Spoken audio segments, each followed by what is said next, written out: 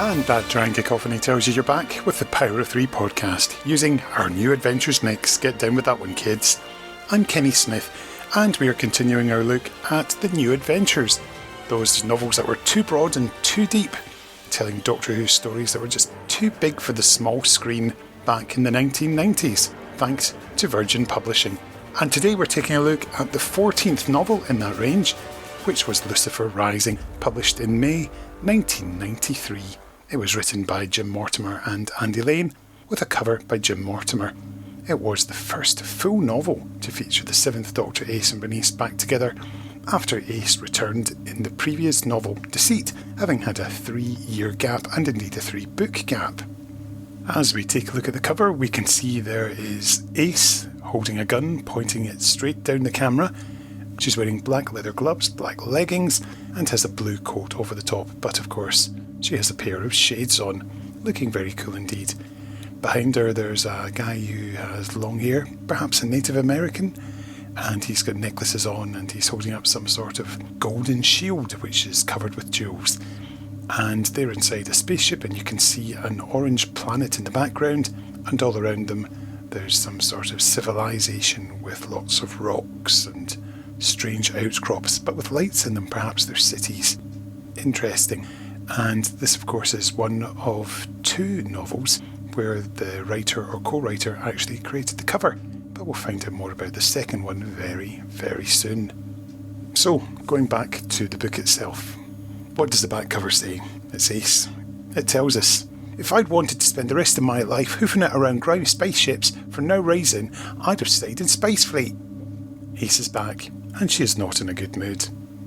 Bernice has asked the Doctor to bring the TARDIS to the planet Lucifer, site of a scientific expedition. Its history to her, the exploration of alien artefacts on Lucifer, came to an abrupt halt 3 centuries before she was born, and she's always wondered why.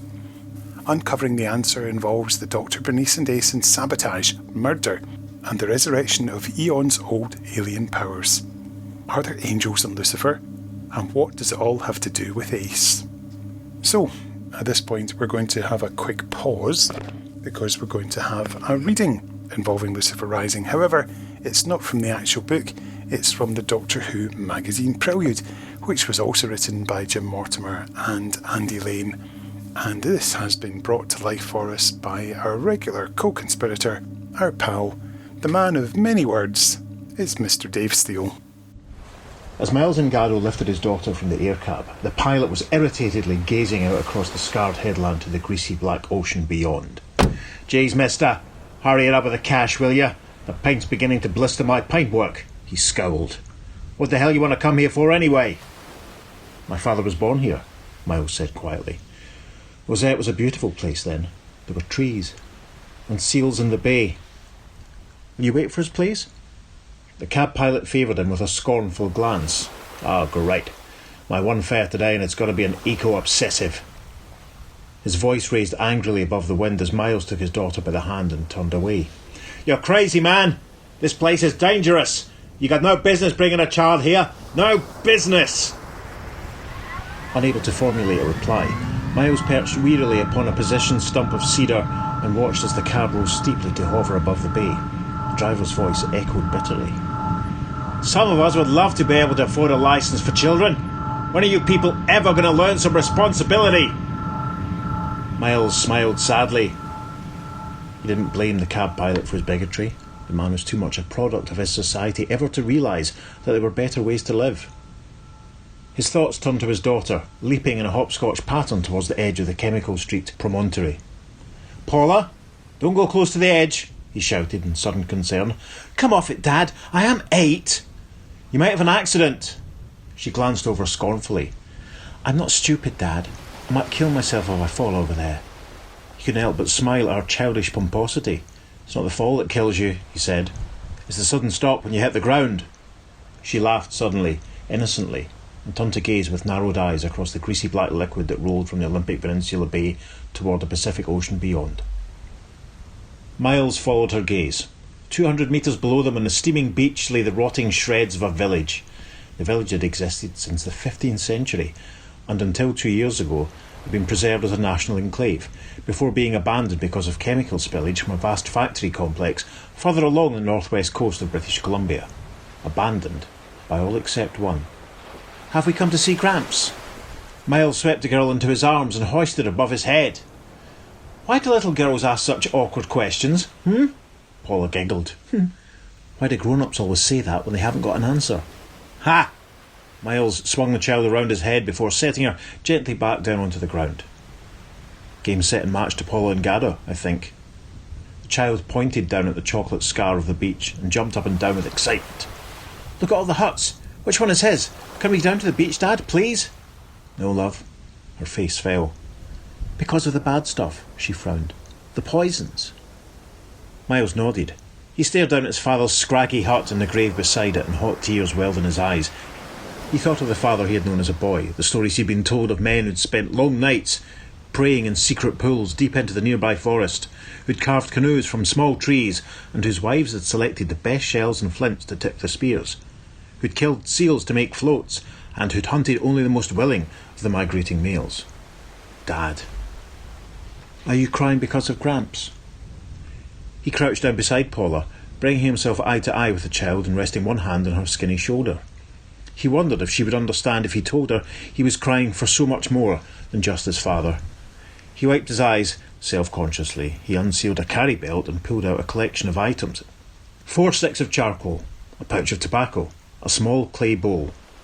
With the charcoal, he began to draw lines on the scarred rock overlooking the beach, talking softly as he did so.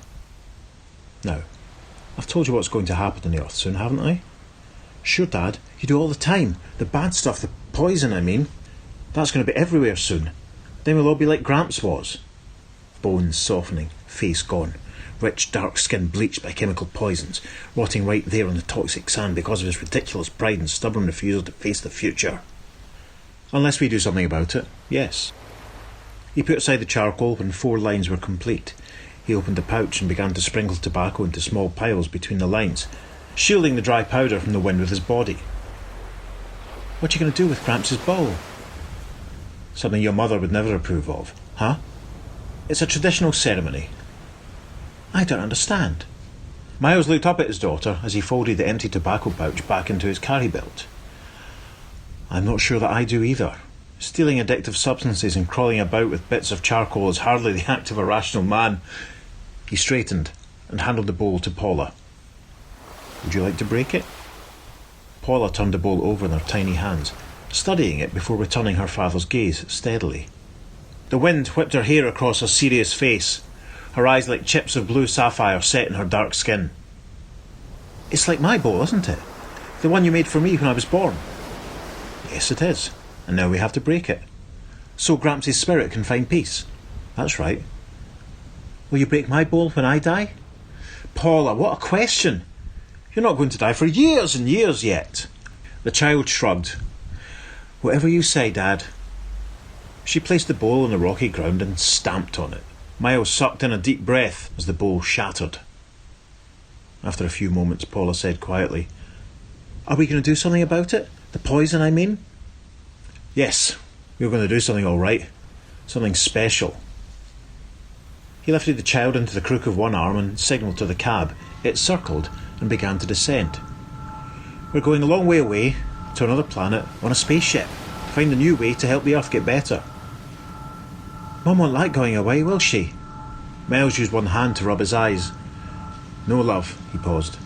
"But Mum's not coming with us." "Why not?" "I can't explain right now. All I can tell you is that we're going to make a difference. Just you and me." With his child in his arms, Miles and Gado walked away from his father's tribal village, towards the grounded air cab and its impatiently gesturing pilot. Behind him, the wind whipped the grains of tobacco, charcoal and clay over the edge of the cliff, where they fell into the glutinous black water and were instantly swallowed up. "We're going to make a big difference." Thank you so much for that, Dave, and he'll be back later on with a second reading from this book. So now we're going to speak to one of the co-authors. And please do excuse me because I'm chatting with Andy Lane, who is a pal of mine, and yeah, we're very, very chatty, so if it does go off at a tangent now and again, please do forgive us. Let's speak to him now. My name is Andy Lane, or Andrew Lane, as my mother would call me. And I am the co-author of Lucifer Rising, and author of many, many other books. Indeed. We'll give them a little mention later on, but we will start with this one. So, Lucifer Rising, this is pretty much where your professional writing career began, wasn't it? It is. I think I'd sold one short story to Doctor Who magazine. I think. I've got to go back and check the timings. But yes, I mean, pretty much this was it. And I do some school visits these days and talk to kids about writing and creativity, fiction as a career. And there's always a kid says to me, how did you get into writing? As if my experience could actually help them.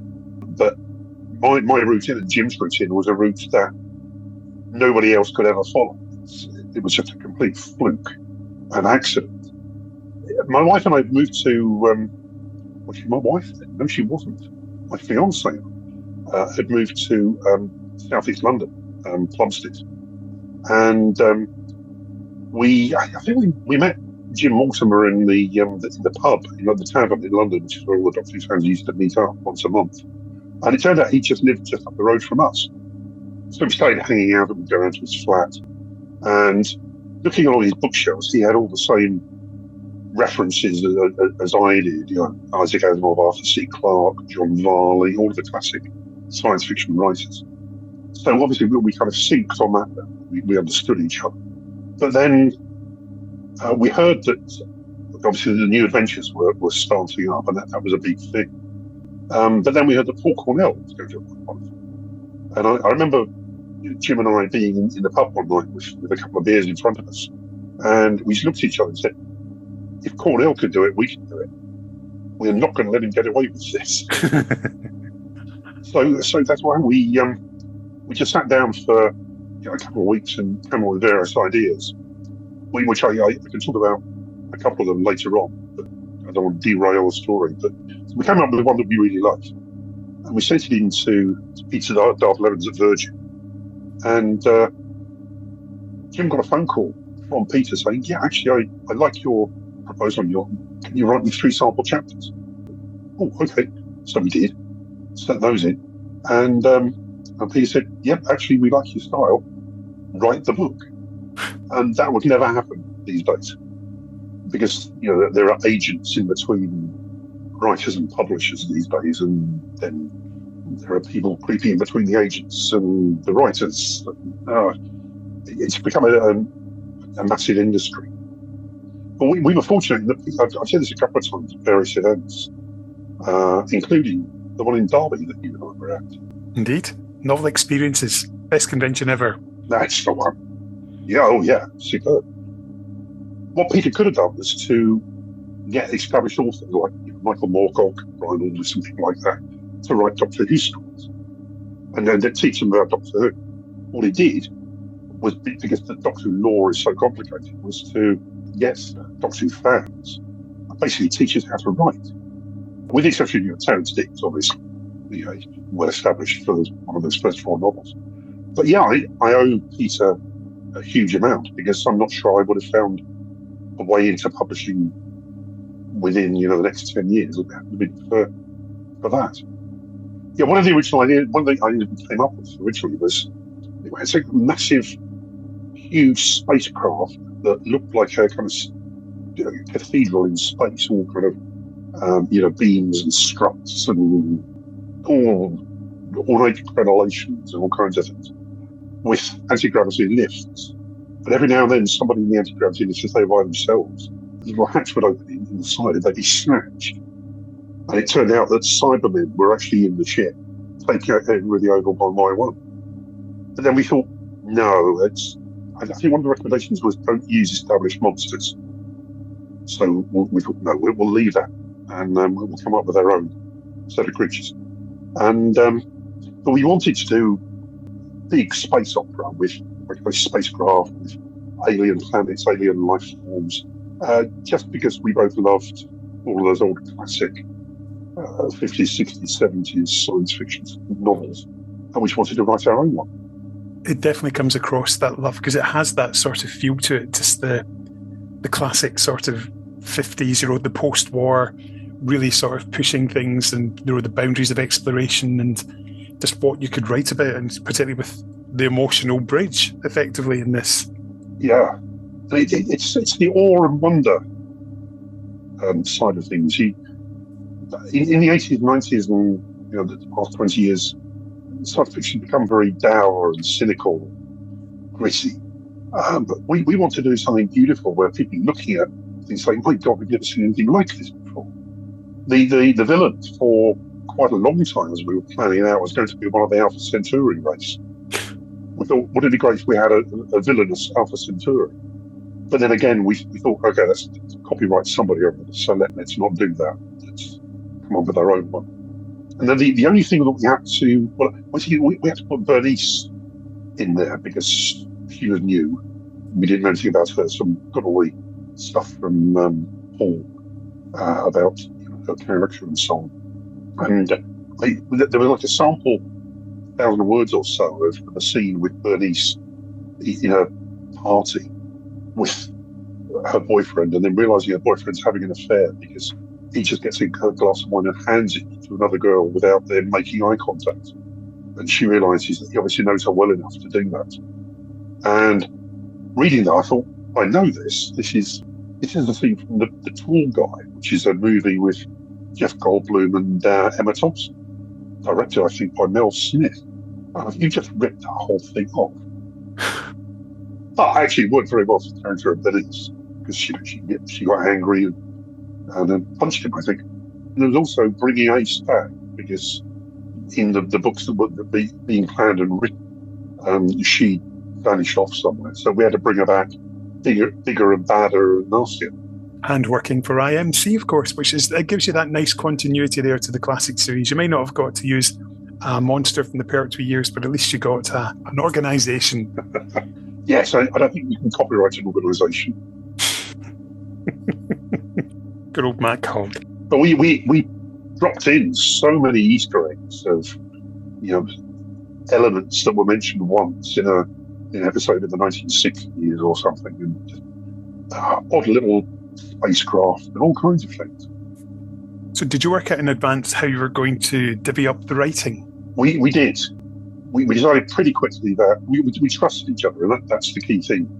It sounds trite, but if you're going to write with somebody, you need to be able to trust them. And I trusted Jim, he trusted me, so we agreed that we would write alternate chapters. And I cannot, for the life of me now, remember whether I was doing the odd ones or the even ones. But, he would write a chapter. Oh, the agreement we came to was we could fiddle around with each other's chapters, but we couldn't change them substantively. So that's what we did. It was the old Terry Nation, Dennis Spooner, Dalek master plan thing of I'd write a chapter, give it to him, and he'd write the next chapter, give it back to me, and ping-ponging back and forth. Yeah.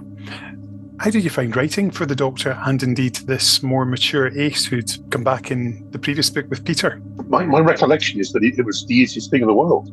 I know the character of the Doctor inside out.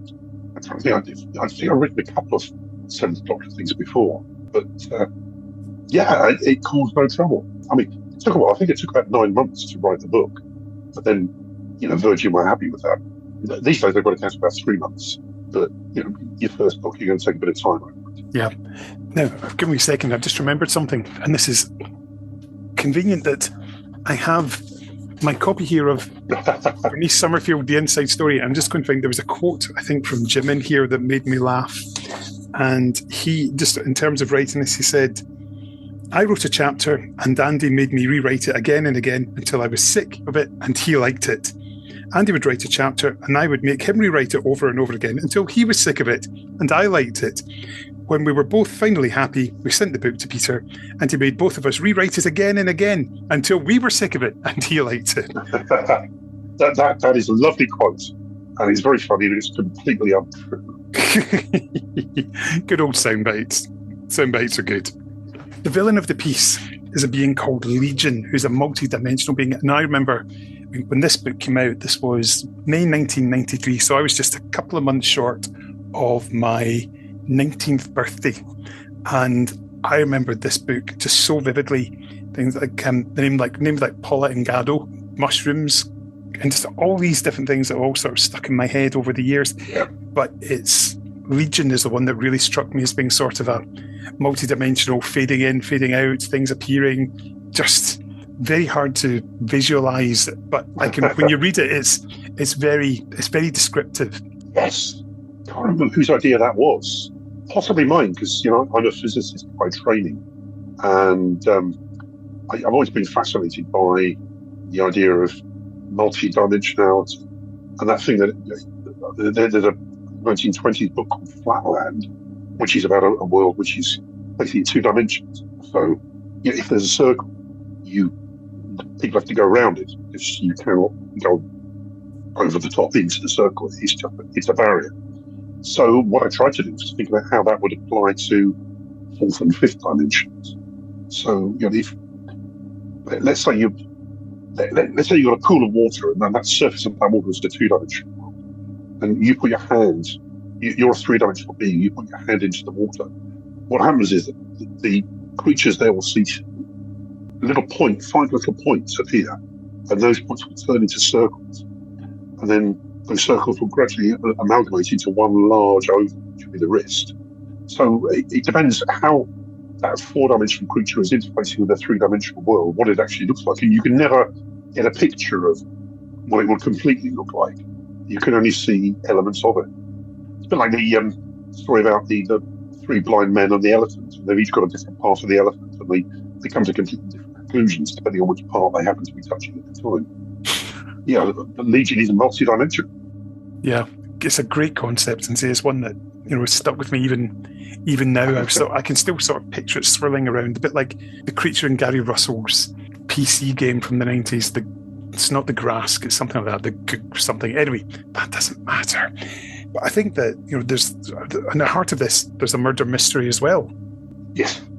Which, of course, is something that you know a little bit about now with some of your more recent work. Indeed, although, we have talked about the Banquet Legacy, haven't we? We have, yes. We have, which is, of course, a murder mystery of its own. And I won't go into the story of that now, but you know the story perfectly well, that it wasn't a Doctor Who story originally. But Justin and I used to describe it to each other as the Agatha Christie chainsaw. I love the classic purity of a good detective story, because it kind of writes itself. You've got a murder, you've then got the detective, you've got the evidence that has to be collected, and then there's the scene at the end, that you're wondering why I called you all here today. And it's all the bits are there. It just depends what you do with them. I also enjoy the fact that Ace out-manipulates the Doctor in this one, because she has her master plan by working for IMC. And then, of course, she does discover that IMC are not particularly nice employers. Funny old thing, that, isn't it? So that's the thing, that, manipulating the arch manipulator, that must have been really good fun to work that one out and bring it to life. It was. Looking back, it's funny, I was thinking about this the other day. There are 2 bits that I remember quite vividly writing and really liking this. There's a bit where Bernice, I think, is hiding inside a food dispensing machine, and the IMC guards are trying to get food out of the machine, and she's kind of pushing all kinds of random stuff out.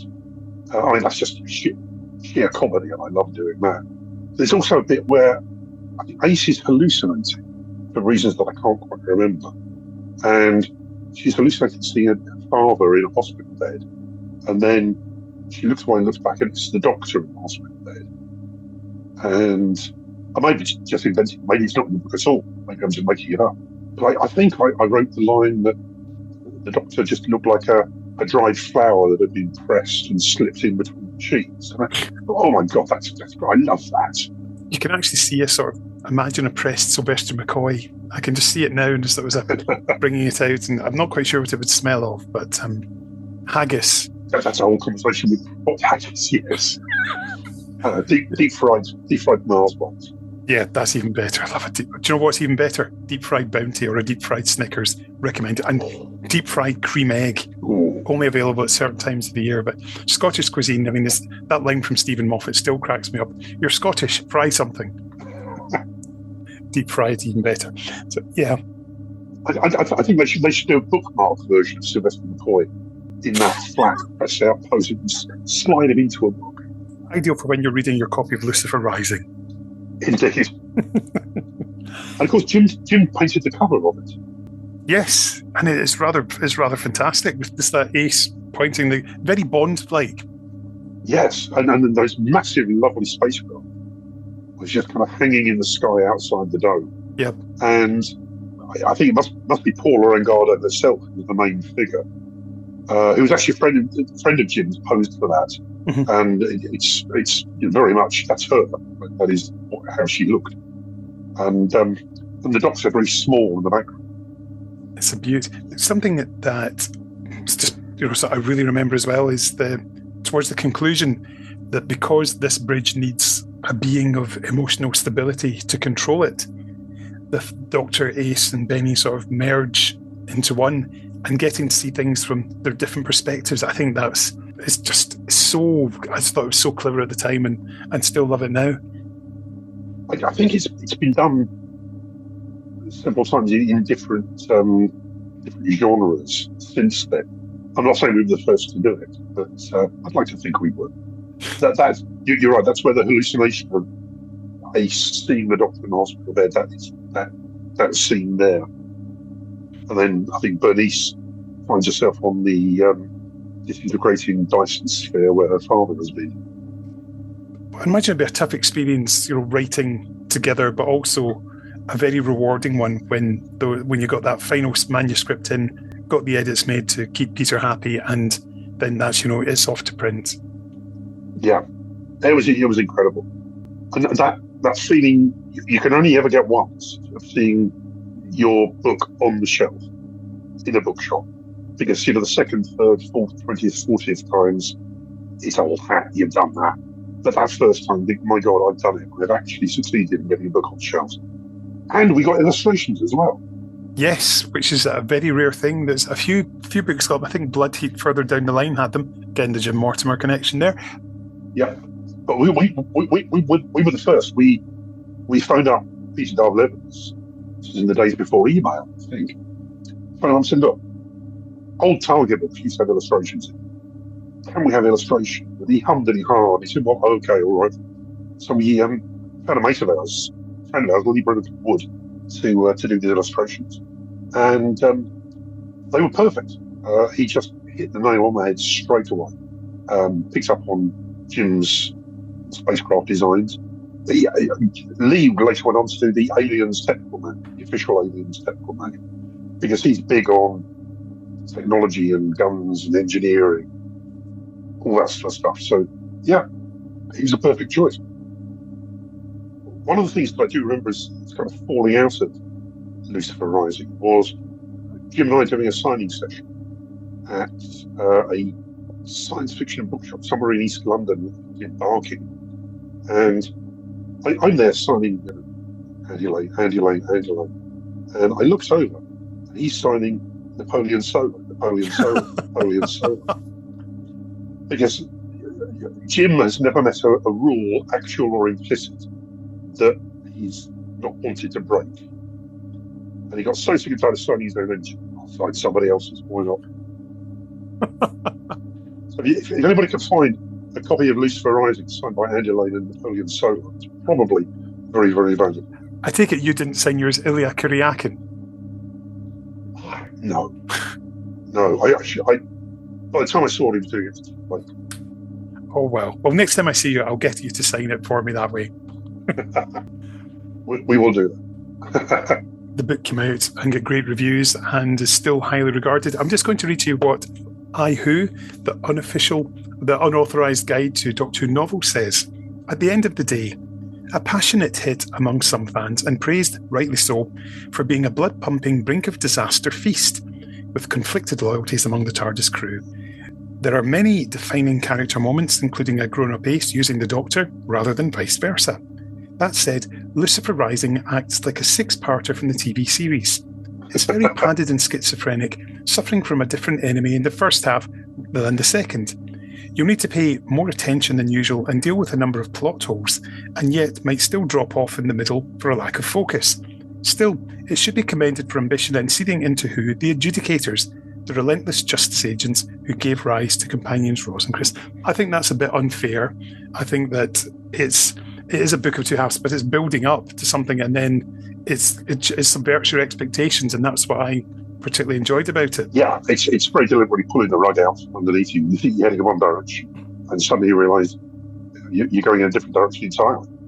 One of my favourite TV series is Law and Order, or Law and Order Special Victims Unit, and they do that all the time. The first 20 minutes, you think you're watching an episode about so and so, and then something like that, the whole plot pivots and goes off somewhere else. And I've always loved that kind of storytelling. Yeah, it's the Stephen Moffat does it too with the bait and switch. Yes, I gave Steve Moffat his first ever job in Doctor Who. Was that in Short Trips? In Decalogue? Decalogue, yeah. Decalogue 3. Yeah, Decalogue 3. Continuity errors. That's the one in the library. Yes, with the Doctor and Benny, yeah. Where he's perpetually going back and reinventing time just so something can happen. Yeah. I saw, gosh, it's a few years back, I was at Big Finish party, or was it Jason A. Gallery's birthday? Now been Jason A. Gallery's birthday party. And Steve Moffat was there, and next to Nicola Bryant. And he said, "Oh, Andy, come over.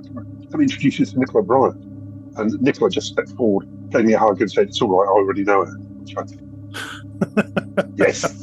Ha-ha. Win. Good. It's quite nice to be able to do that. Of course, just thinking, so much of continuity errors, of course, becomes the basis of one of his Christmas specials with Christmas Carol. Yeah, exactly. And at that party, Nicola said, "Well, how do you know Stephen?" I said, "Well, we used to drink together at the Fitzroy Tavern." And I gave him his first ever job in Doctor Who. I told him the story about the continuity errors. And I said, "And Justin Richards on it to be edited." But we knew at the time this was just a brilliant story, and B, it can never ever be done again. It's a one-off. And Steve, without batting an eyelid, said, "Yep, I've been doing it ever since." Oh, he's brilliant. He's really good. And just one final one, of course. We mentioned there in the adjudicators. Did you at any point have an inkling that you might just reinvestigate those of that organisation one day? Absolutely not. No. In fact, it's the other way around. When I did Original Sin, I you know what? I've done this. I've had them in before. I'm going to have them in again. So no, I didn't realise I was laying any seeds there. And of course, I think we did link them to the Knights of Oberon, didn't we? Yes. Yeah, indeed. From Revelation, yep. Yeah. Revelation of the Daleks, not Time Worm Revelation, just to clarify. Of course. Yeah, it was fantastic. It's lovely just how these little things can help build up to make the bigger picture and retconning everything so it all fits pretty much.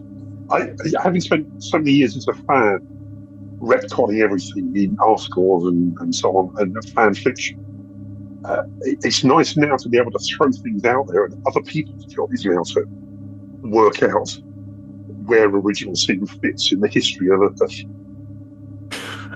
Love it.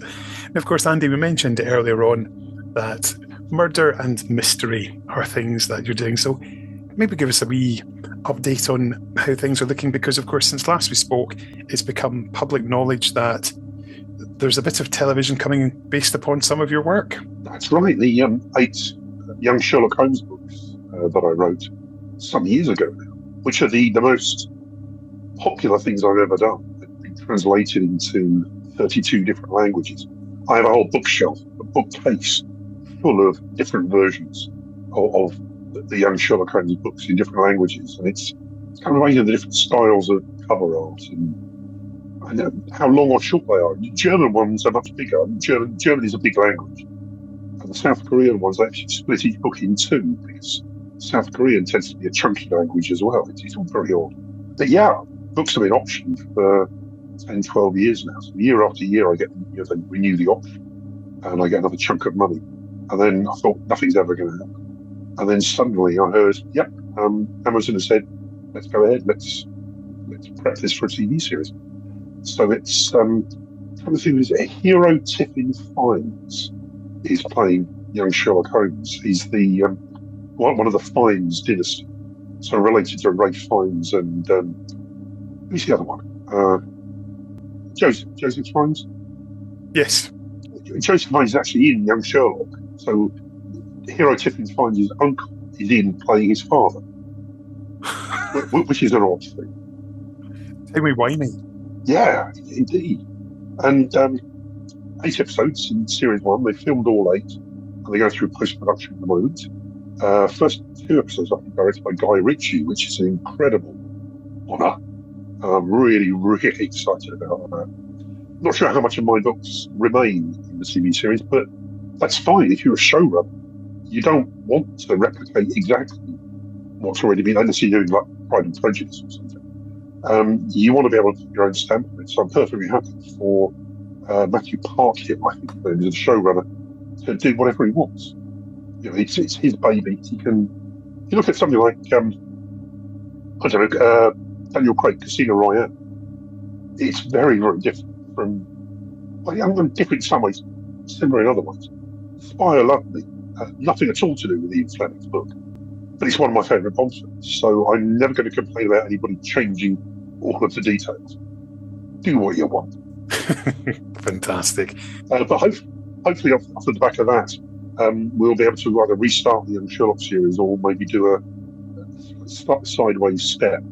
So I've then got the thing of having it set in my Young Sherlock universe, but trying not to contradict the television one too much if I can possibly help it. Interesting. There we go. We'll all find out next year when it comes on our screens. And I'm also going to propose out to. I've been working for a German company for the past 5 or 6 years, writing books in English, sending them out, and they get translated into German and published in German, which is a bizarre thing to do. But I just pitched them a First World War flying series. It's like Biggles from the German side. So Baron von Richthofen's illegitimate brother. So if that goes in, I think we haven't seen First World War biplanes and triplanes for a long time, either on TV or film or in books. It's about time we reactivated that. I agree. I was just thinking King Kong is possibly the last time I remember seeing them in anything, or Biggles the movie. Biggles the movie, of course, which I should go back and rewatch. I remember hating it the first time around, but there may be some good things about it. Well, Peter Cushing's in it, and I think that's his last film appearance. So I believe so, yes. And of course, the chap who plays Biggles, Neil something, he appears in Pet Shop Boys' film It Couldn't Happen Here, playing a Biggles-like character at one point. Right.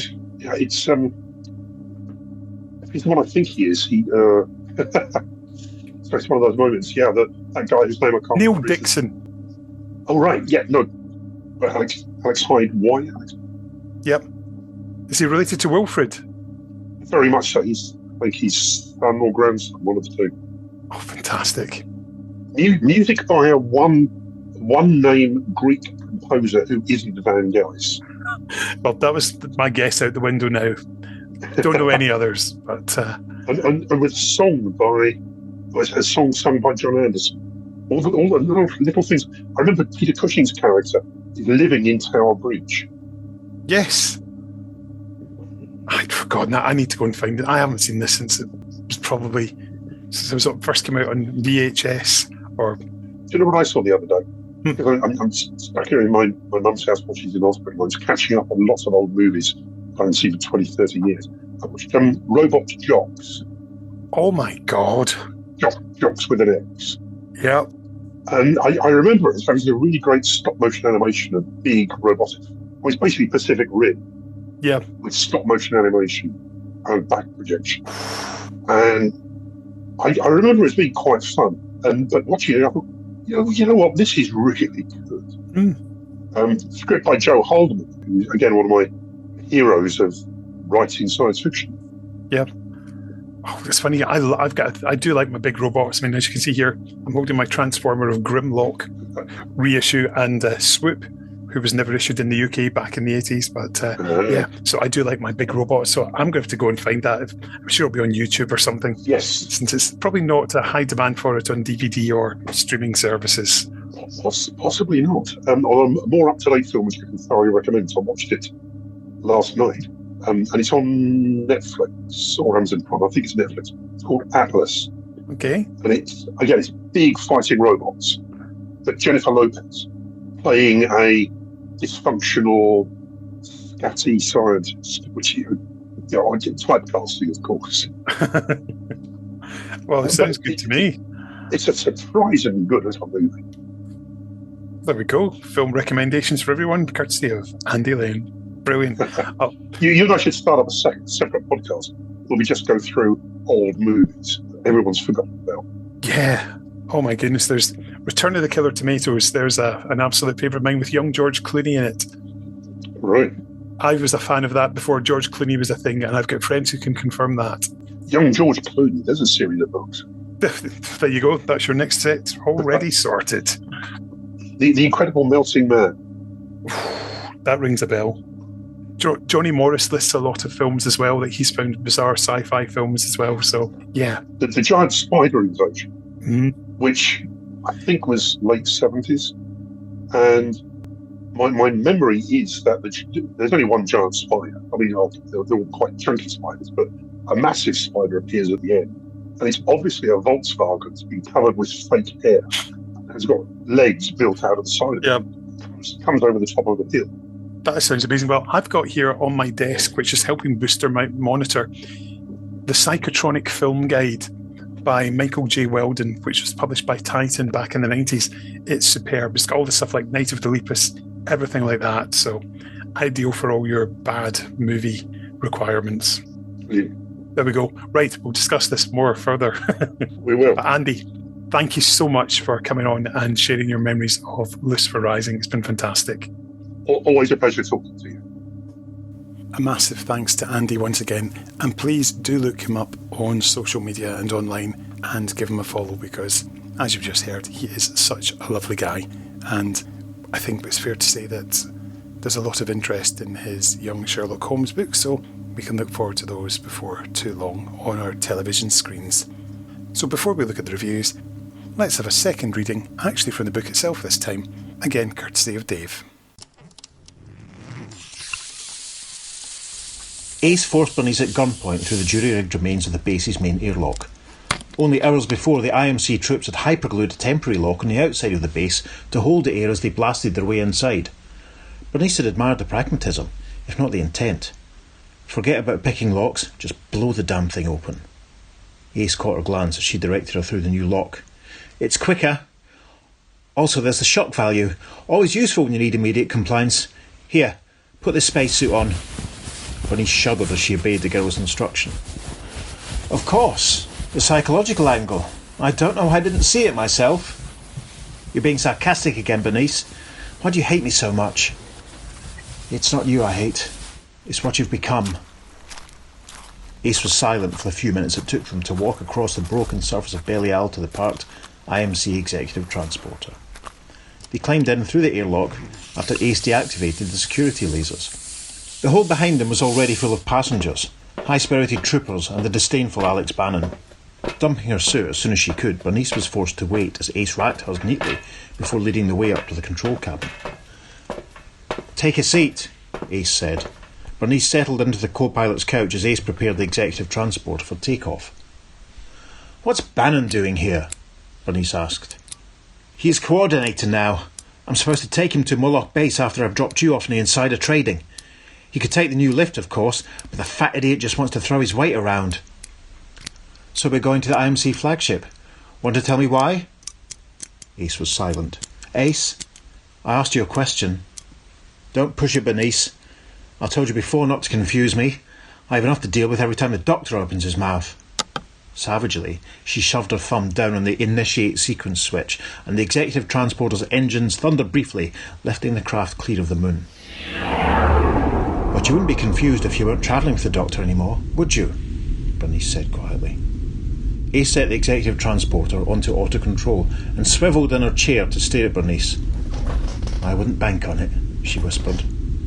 Bernice gazed through the executive transporter's view screen as the immense bulk of Lucifer slipped gradually higher above Belial's bleak horizon. Several hundred kilometres away, she knew, the IMC ships were assuming orbit, deploying for the best position. She strained her eyes, but the scarlet glare of Lucifer obscured any tiny glints of reflected sunlight from the fleet.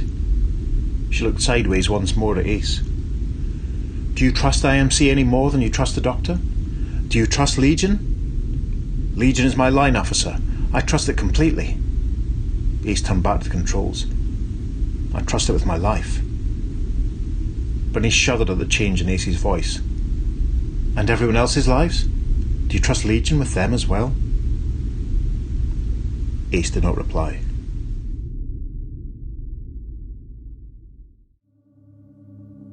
Thank you once again, Dave. Now, let's have a look at what people have said about Lucifer Rising. In Doctor Who magazine issue 265's poll of the New Adventures, readers ranked this as 43rd overall, from 61, with a score of 62.74% from 1,205 votes.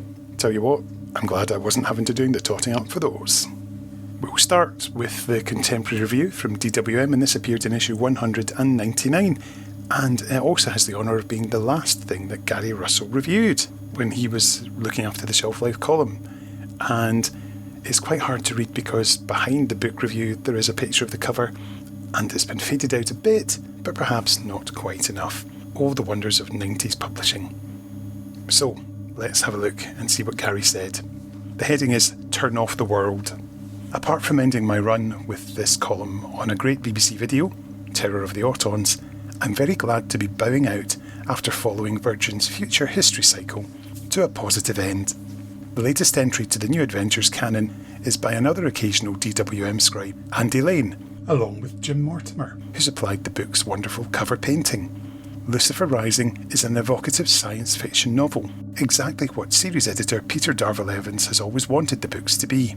Those exasperated by some New Adventures novels will be overjoyed to know that in this book, the Doctor is the lead character. Indeed, the whole book revolves around him as he moves in a Holmesian manner around the base where a murder has occurred. A nice touch is that the book starts with the Doctor, Benny and Ace already in place, and although we get a flashback to their arrival, in true Doctor Who style, they have wrangled their way into everyone's trust and friendship. Oddly enough, despite this rather quaint 70s style Who touch, there is no mistaking that this is the Seventh Doctor. Lane and Mortimer have clearly studied the Doctor closely. Rather than inserting a character into the book and naming him the Doctor, a lesson for previous authors, it is evident that no one else could replace him. Sylvester McCoy's characterisation oozes off the page, and again, the Doctor is a likeable rogue, getting on everyone's nerves, yet commanding their instant respect. By these methods, he is able to solve the whodunit. It's not obvious until you know, the sign of a good mystery novel, and save a very dangerous situation. Lucifer Rising introduces Legion, a vicious so-and-so, a representative of an alien race from another dimension, who is both fascinating and horrible. Here's one vote for another book exploring his, her, its people. Despite being the bad guy of the book, but not the murderer, Legion isn't properly introduced until after that mystery is solved. He is really just someone doing a job. The book is littered with characters in that vein, all of varying shades of grey rather than black and white. Every few chapters you're forced to reassess your opinions of the main characters, evaluating their actions both now and before, and try to work out what they're going to do next. The mark of a fine novel is one where the characters keep you thoroughly hooked regardless of the plot. The fact that Lucifer Rising has a great story to tell is actually an added bonus. The book is well written and paced, and although a few chapters seem a bit irrelevant by the end, reading them during the book's progress is never a waste. The story basically starts with a murder of a well-liked member of a station's crew. Why was she killed? Who by?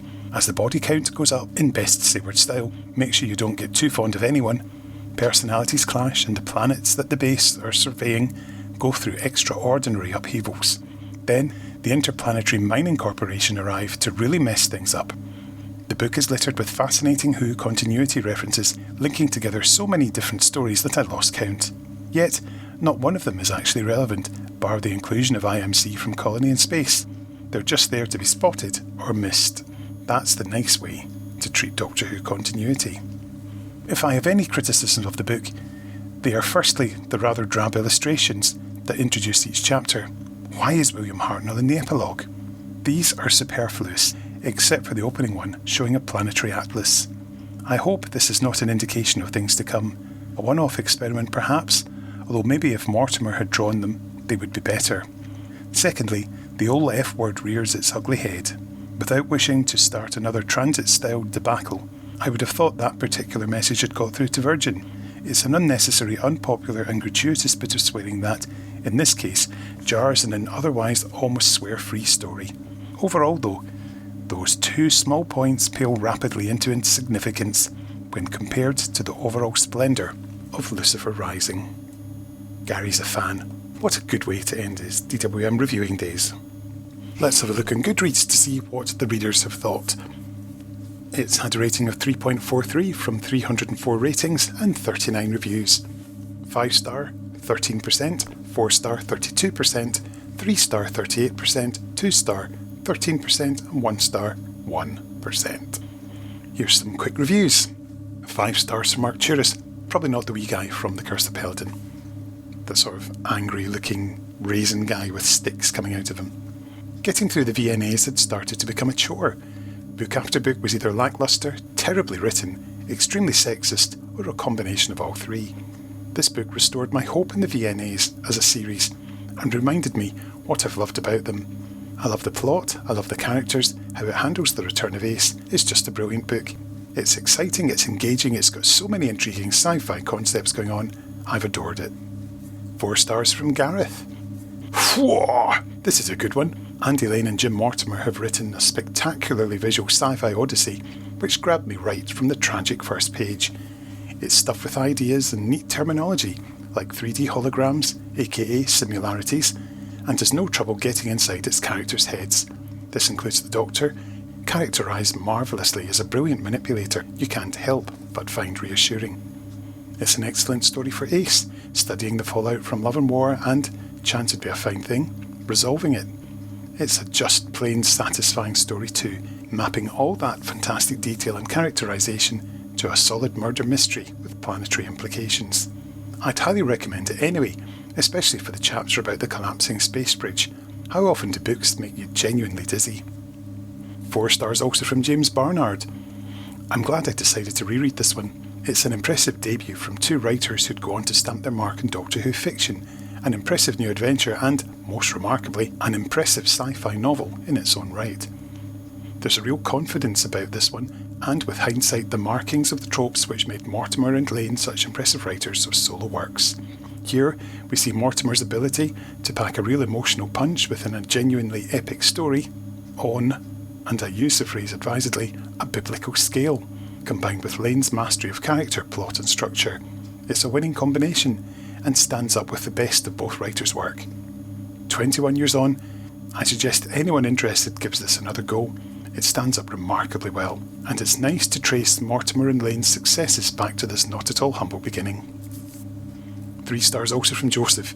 It's just struck me, these new adventures just don't seem comfortable with the fact they're Doctor Who novels.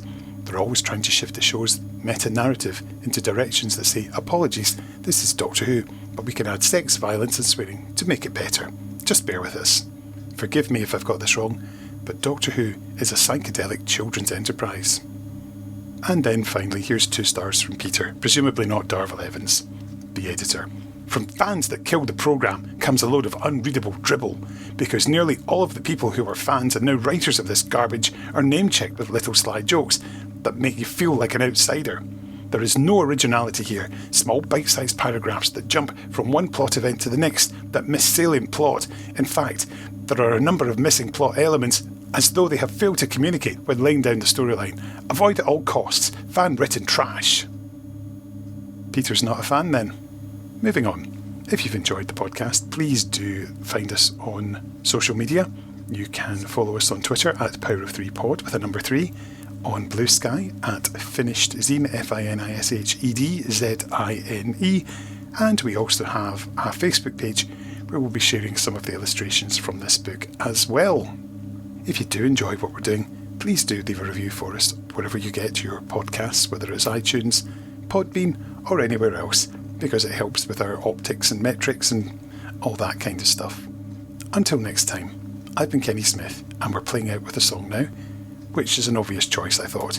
It's Being Evil Has a Price, which is a theme tune from the Lucifer TV show by the Heavy Young Heathens. And for those interested, This show stars Tom Ellis, who was Thomas Milligan in Last of the Time Lords, Martha's erstwhile boyfriend, and also of interest, he got a BA in Dramatic Studies from Glasgow's Royal Scottish Academy of Music and Drama, now known as the Royal Conservatoire of Scotland, where previous graduates include some guys called David Tennant and Shooty Gatwap. Nope, never heard of them. So until next time, I've been Kenny Smith. Bye bye.